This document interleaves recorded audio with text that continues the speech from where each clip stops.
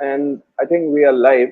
And for once, I don't really want the discussion to be on the low and slow and the invariable bounce on the Nassau County pitches, or maybe the low and slow tracks that we are probably seeing in West Indies. And for once, maybe the weather in Florida or maybe the drainage conditions in Florida. I just really hope that the discussion can probably be centered around that what a tournament this is turning out to be. Many low scoring thrillers. Nepal almost on the verge of a win against South Africa, which would have been their first ever win against South Africa across any format. Obviously, I'm not sure if they've played any of in any of the white ball format in 50 over format. But yeah, what a match! Nepal, I think they probably did not have the experience of those big match situations, and that's why they couldn't really get over the line. Hats off to South Africa, hats off to Bartman, who's playing his first tournament for holding his nerve. But then, Siddharth, I think Nepal have to be applauded here because at one stage it really looked like, they would just get over the line when they required around 31, 32 of 40 balls with around 6 or 7 wickets remaining. But then I think South Africa really applied the choke. They made sure that, those easy runs or those easy singles or doubles were very much hard to come by. And Nepal, once again, they fell short on the experience. Um, By just the goes on barest. to show that, yeah, by the barest of margins, said a renowned commentator. But But I will I think be it, harsh. yeah, I will be very harsh, okay? okay, 30 runs needed of 36 balls. 30 runs, okay? yes, 18 of 18. 97% chances were given to Nepal to win. Yet they choked. Yet they choked because of that over bowled by Tabaresh Shamsi. 2 wickets, yes. 2 runs. Then you may say Andrich Nortje bowled a good 4 balls, but then was hit for a 100-meter There, six. there was no need of bowling that back of the hand slow delivery. I have no idea what was going in his mind to do that because he was delivering those back of a length deliveries very perfectly. So there was no need for him to slow his pace there because had it not been the case, I'm pretty much sure that South Africa would have probably got over the line with not just a margin of 1 run. I think it could have been probably 6 or 7 runs. I mean, see, this was the battle of the chokers. Nepal versus South Africa is the battle of the chokers. So now, which team choked the most? It was Nepal who suffered the ultimate choke. I mean, how do you manage to lose when you need 30 of 36? And okay, sure. If you look at that last ball, many people will argue over why wasn't a wide given because it was a short ball. He Yes, tried and went second for half. the shot. Yep. But then looking at it, I felt, no, I don't think it was a borderline decision. Could have gone 50-50. I don't think it was a wide. And anyway, luckily you're not in the IPL. Because if you're in the Yes. IPL, they would have taken time to review that wide and all those kind of things. It would have been nonsensical anyways.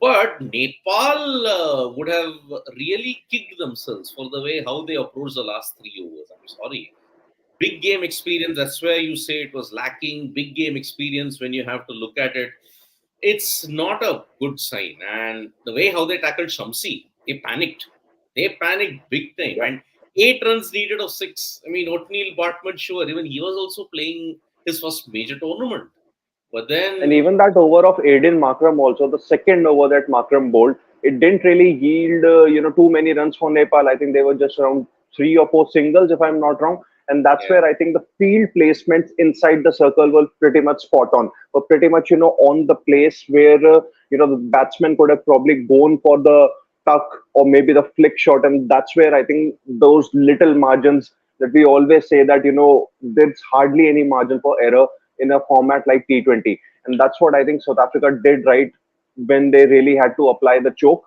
And at the end of the day, it mattered to them a lot because now what it's just one way of seeing things. I know, but I think South Africa are pretty much prepared for the Super 8 stage because I feel that they're probably the most prepared for the Super 8 stage because they have been tested a lot in comparison to the other teams. Whether it is yep. Australia, India, okay, India still have a game remaining against Canada.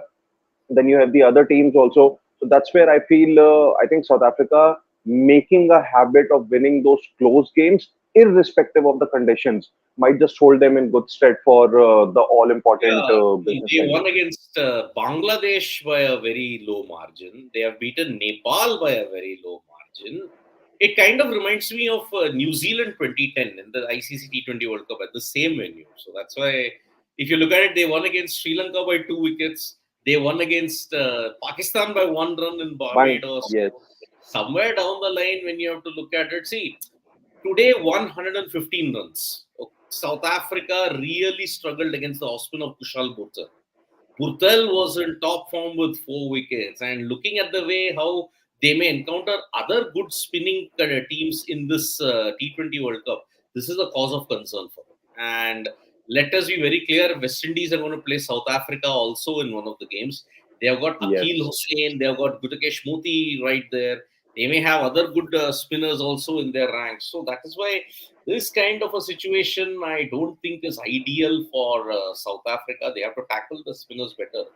Klaasen's form is really dipped, and that is why that is a big worry for them. I mean, he's the one who plays spin well. On these conditions, if he struggles, and remember, South Africa did not get out to a good start before the T20 World Cup, where I think Yes. White 3-0 by the West Indies before the start of the tour. So that is But that why, was more, they were more of a B team. Even West Indies weren't playing their first choice players, and even a few of the South Africa players were in India for the IPL. So obviously, yeah. these small things do count. But had both the teams been at full strength, things would have been different. Or the conversation that we are probably having, it would have been on different terms. Exactly, exactly. But then let us look at it. Nepal froze against the likes of two guys. They froze against Nortje. They also froze against Shamsi. Shamsi with Yeah. 4 wickets. In fact, Nortje, when he took that wicket, it was the first by a spinner, by a pacer in this entire game. Burtel Yes. had taken 4. He's a right arm off break bowler. Shamsi is a left arm wrist spinner. And looking at the way how Nepal managed to overcome the last, okay, they had some cracking shots. Sure, the Yes. one played by Sompal Kami was good. The Gulsan Jha also played well. But I was very surprised with the struggles of Deependra Singh Airi. I mean, this is the Yes. guy who now has the fastest T20 50 in the history of the sport. 50 of 9 balls. No one can ever break that record. Yet he struggled 6 of 11. And I think that is the reason why it is. There is a lot of comments about this.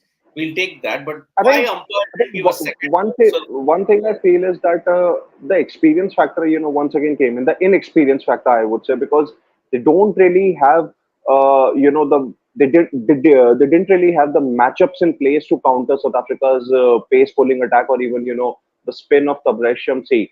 That's where I think the inexperience lies, because if you see it from that perspective, had these teams got the chance to play the likes of South Africa, India, Australia in any of the bilateral fixtures in the past, or maybe in the recent past or so, things could have been really different. So that's where I think ICC really needs to make sure that somehow, if there is something that they can squeeze out a short calendar for these, not just the top. Maybe the 9th, 10th, or 11th ranked teams, but maybe for the teams that are ranked in 15th or 16th, that they get to play at least a couple of series against any of the big nations, so that there is some amount of competitive cricket there for them to prepare themselves, not just for these big tournaments, but also for any of the qualifiers that basically come along the way. Because now you see it, I'll just take your perspective also, that from July of 1st, there is probably, you I think specifically mentioned in one of the live discussions, that there's no one who's going to talk about USA. There's no one who's probably going to talk about the USA cricket. So that's where I think, to make things relevant or keep these things relevant, it's important for the ICC to make sure that there are those bilateral fixtures being held between the top teams, and between these, I would rather say that these unfancied teams, so that the gap which is basically here, it can minimize and come here. That's how it will happen. If they do not play consistent cricket, it's going to stay the same way. But then see, if you look at the way how Nepal played today, they had dominated 95% of the game. 5% Yeah. of the game, they let it slip in the last 3 overs when you look at it. From 97% winning probability to Nepal, how do you botch it up? You got the answer today. And see, that's why cricket, but I still believe, look, a total about 130, 140 is a thrilling encounter. Somewhere down Yeah. those lines, 130, 140 is great. This 115, 110 things, and that too both teams struggling, you have to call into question the quality of the pitches. I mean, look, you've gone to the other extreme. This is another extreme kind of a situation. That's why, But the pitch today didn't really look threatening. I think it had a very normal bounce, and South Africa have only themselves to blame here because they didn't yeah, really bat well. And had it not been for Tristan Stubbs' unbeaten 27 of and 18, what they cameos, might yeah, they might have finished, below 100 here. below 100. Yeah, Tristan Stubbs, what a cameo he played towards the end. That turned out to be match winning in a big, big way. Yeah, So that is yeah. why, look, what that has done in Group D is that Is Nepal that are out. Nepal are out? Nepal South out of Africa, yes, South Africa will finish at the top of the group. They have won yes, 4-4. Bangladesh, what they now need to make sure against in the game against Nepal is that if they win it, then they will be the second team to qualify for the Super 8 stage from Group D. But in case they lose, what they really need to make sure is that they lose by a very small margin because their net run rate is much better in comparison to Netherlands in that group. So if they yep, just lose by a very small margin, irrespective of the result of the Sri Lanka Netherlands game, Bangladesh will go through. will go through. Yes, so that is the thing. It is now only a straight shootout between Netherlands and Bangladesh. Because if had Nepal won this, they were also in contention to become D2.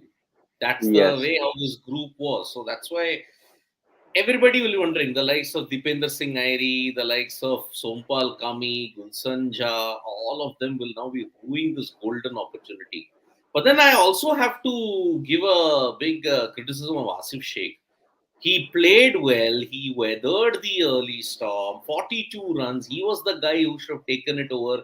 But the shot that he got out to be dismissed by Tabriz Shamsi, lack of experience. And that is why, see, looking at this that's what now, it does.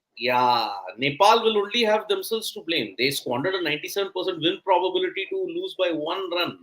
Even a super over, if you have to look at it, yes, they would have gone through the super over, and that also could have given them some hope. But now this 1 run loss will hurt them the most. And that's why Nepal's fans, I feel for them, they were really looking at it. Uh, they were absolutely celebrating about 3 overs back. The stands were full, they were having fun. But cricket is a cruel sport, and that is why True, it is true. not a good feeling indeed at this point in time. So that's why for people who are joining us at this point in time, Nepal have lost by 1 run. 1 run lost by Nepal when they needed And 18 that or 8. too, and that too because of Henrik Klassen's presence of mind. Because had he not hit the stumps at the non-striker, we might have had a super over. Yes, yes, superb keeping from Heinrich Klaassen, and because of that, Heinrich Klaassen's sense. I mean, they lost it in a lot of phases. Tabrez Shamsi 4 wickets today, then Asif Sheikh losing his cool. Kusal, Dipender Singh Airi is also not doing well, along with Kusal Malla. Then Gulsan Jha is also there. Sompal Kami all failed to hold their nerve, and that's why Tristan Stubbs' cameo, all these things put together, South Africa have managed to win by 1 run. 1 run against Nepal. So who choked in the battle of the chokers? It was Nepal at this point in time. So that's why South Africa have topped. They are now confirmed to top. D2, it's now only a straight shootout between Netherlands and Bangladesh. Nepal are out of the reckoning. If Bangladesh Yes, lose to Nepal and you may say Netherlands beat Sri Lanka, it will come then down to net run rate. it'll come down to net run rate at this point. So let's take And a if couple of. Bangladesh and if Bangladesh defeat Nepal, then the game between Sri Lanka and Netherlands is redundant. Yes, yes, yes, absolutely. So let's take a couple of comments. Deepu saying, seeing SA progress this World Cup, they didn't choke in all the games. This is very uncommon, South Africa. Gulshan at Deja Vu ever hit by ball during running. I mean, see, if you look Oh, at it, it was, see, South Africa, they didn't choke as per se, but then they have managed to do the anti-choke. One versus Bangladesh. I mean, who would have thought Keshav Maharaj would defend in the last over and bowl? That was fantastic work from him. And looking at this match, Tabrez Shamsi, take a bow. I mean, how it's going to be, that is fantastic. And Sagnik yeah. Datta is saying, USA can qualify for semis too, given how vulnerable SA is looking. But then see, Oh, USA are going to face the likes of maybe South Africa, West Indies, and potentially England or Scotland. Yes, USA, Scotland, that might be a good thing, but then we don't know how England are going to shape up in the game today and how Scotland are going to do it against against Australia. So that is why don't count your horses. Don't hold your horses at this point in time. And Piyush Tandre, even USA can beat RSA in Super 8. RSA need at least one upset in every World Cup. Sure, true. Everybody will wonder. South Africa do manage to get one upset that goes against them. But then, is USA going to be that team? Let's wait and watch. But yeah, USA, everybody is riding on the bandwagon. But then, look, South Africa, they do well occasionally. Maybe this World Cup is for him. Raj Das Gupta is like saying, what a beautiful venue Arnos Wales St. Vincent is. I mean, it is a fantastic venue here. Tell me, Cedric, don't have matches in St. Kitts, Basseterre, and Windsor Park, Dominica, and Jamaica? You don't have games in Jamaica. You don't have games in Dominica. St. Kitts, you are hosting a couple of games.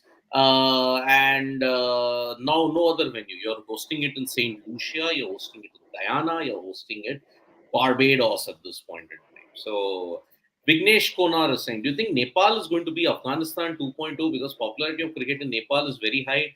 I It could don't very think. well be, but that's where I think performances really need to come. They Yeah, don't just really have to make sure that they win in they win those qualifiers to that gives them a passage for that for any of the ODI or the T20 World Cups. But they really have to win in those World Cups also. Until or unless they get to win those big matches, until or unless they provide the fans those performances that a certain Afghanistan team has started to provide them beginning from the 2023 ODI World Cup, nothing is going to happen until or unless they beat those Asian sides by maybe any any of the margins. I think it's not going to happen. They really, really have to win, and that's how I think they'll probably climb up the ladder in terms of the top teams in the Asian conditions. yep. Sarat Chandra Singh, but SA also need to see what to do. All are namely spin hitters, troubled like anything. And I think they are spin hitters on flat tracks like others. See, Klaasen's overconfidence is undoing him. See, Klaasen's form is a worry. But then this pitch, it had everything for the spinners. It was a rank turner. And I think rank turners are a lottery. Either you do well in it or you don't do well in it. And if you look at what's happened at Arnos Vale, I think the Bangladesh Netherlands game also happened at Arnos Vale, if I'm not mistaken, Kingstown. And there the pitch looked okay. It looked decent-ish. It depends on which strip you're playing at this point in time. So that's why you have to really ensure that it. To come So in that full. I'm not really able to hear you. Can you hear me now? Yes, now it's okay. So Raj Das Gupta saying, do you think spinners will have a great day in the Caribbean islands? Like, what about our four spinners? Look, I Yeah, think you will. absolutely.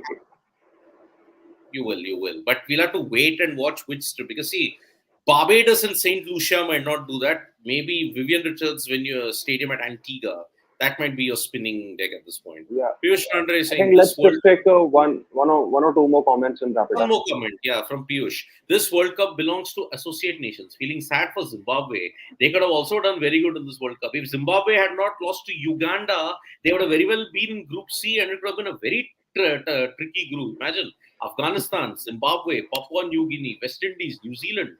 Man, oh man, that would have been a very tough group indeed. So that is why it is going to be a huge, huge situation for them. But now whatever has happened, Group D, only two teams now left in the fray for Group for D2. Bangladesh and the Netherlands. Nepal are out, and they have only themselves to blame for that one-run loss that they have had today. South Africa have done the anti-choke. Nepal have done the choke today. So that's why big result. But today it's India versus Canada. That's also going to happen. But the bigger game is Namibia versus England. If that game is washed out, then Scotland will become B1. And there And there is a Australia, chance for rain. there is a chance for rain. I think it's happening in. Where is the game happening? I just can't recall it. I think it's happening in Honest Whale only, if I'm not mistaken, or it could happen. I have to check. So that's why that's the current situation. So thank you so much, folks, for this live. It's 8:45 in the morning already on Super Saturday. India versus Canada is coming up from the two Sids here. It is bye bye. Subscribe to Sports Today. for all the latest news and analysis. Yes, England, Namibia is in St. Lucia. Yeah. Bye bye. Okay. Okay.